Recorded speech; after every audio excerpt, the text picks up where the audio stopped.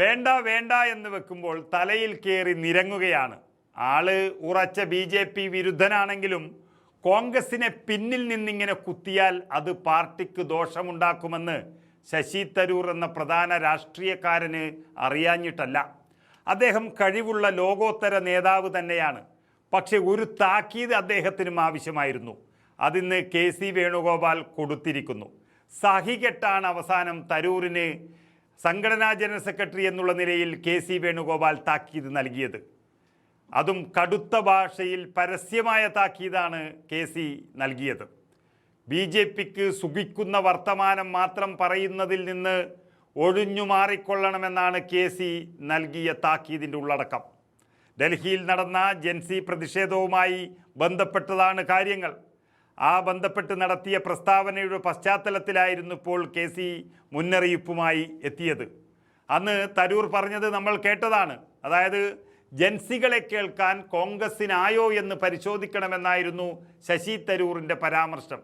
CJPക്ക് ജൻസികളുടെ ശബ്ദമാകാൻ കഴിഞ്ഞുവെന്നും അതുപോലെ കോൺഗ്രസിന് അവരുടെ വിഷയങ്ങൾ പ്രതിഫലിപ്പിക്കാനായില്ലെന്നും ശശി തരൂർ എന്ന കോൺഗ്രസ് MP തന്നെ പറയുകയുണ്ടായി.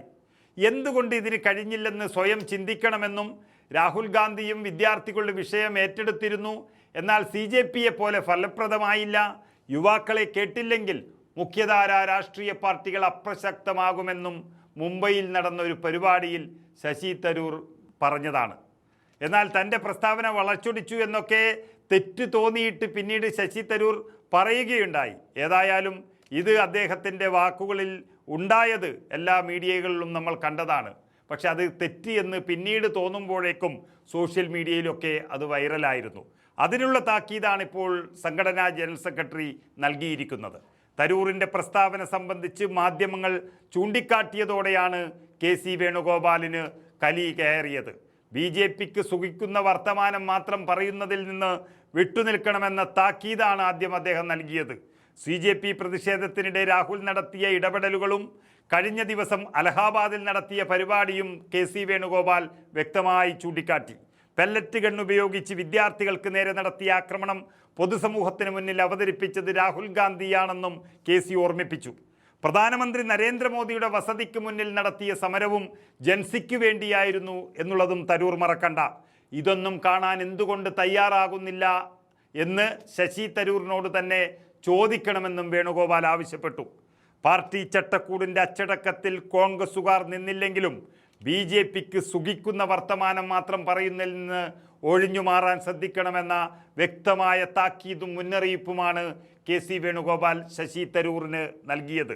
നമുക്കറിയാം, ശശി തരൂർ കോൺഗ്രസിന് വേണ്ടി ഒരുപാട് നല്ല കാര്യങ്ങൾ ചെയ്യുന്നുണ്ടെങ്കിലും സമയത്തോടടുക്കുമ്പോൾ അവിടെ നിന്ന് പഠിക്കൽ കലമുടക്കലാണ് പലപ്പോഴും ശശി തരൂറിൻ്റെ ജോലി. രാഹുൽ ഗാന്ധിയെ രണ്ട് കുറ്റം പറഞ്ഞാൽ BJPക്ക് സുഖിക്കും. രാഹുലിനെ മോശമായിട്ട് പറയുക എന്നതാണ് BJPക്ക് ഏറ്റവും ഇഷ്ടമുള്ള കാര്യം. പക്ഷേ അതിൽ നിന്ന് കോൺഗ്രസിൻ്റെ MP എന്നുള്ള നിലയിൽ ശശി തരൂർ പിന്മാറണം. അതിൽ നിന്ന് നമ്മൾ അറിഞ്ഞോ അറിയാതെയോ പറയുന്ന കാര്യങ്ങൾ വളരെ ശ്രദ്ധിക്കണമെന്നും തരൂറിനോട് വേണുഗോപാൽ ആവശ്യപ്പെട്ടു. അറിഞ്ഞുകൊണ്ട് തരൂർ അങ്ങനെ പറയുമെന്ന് താൻ വിശ്വസിക്കുന്നില്ലെന്നും അവസാനം ഒരു ഭംഗിവാക്കായി KC പറയുകയും ചെയ്തു.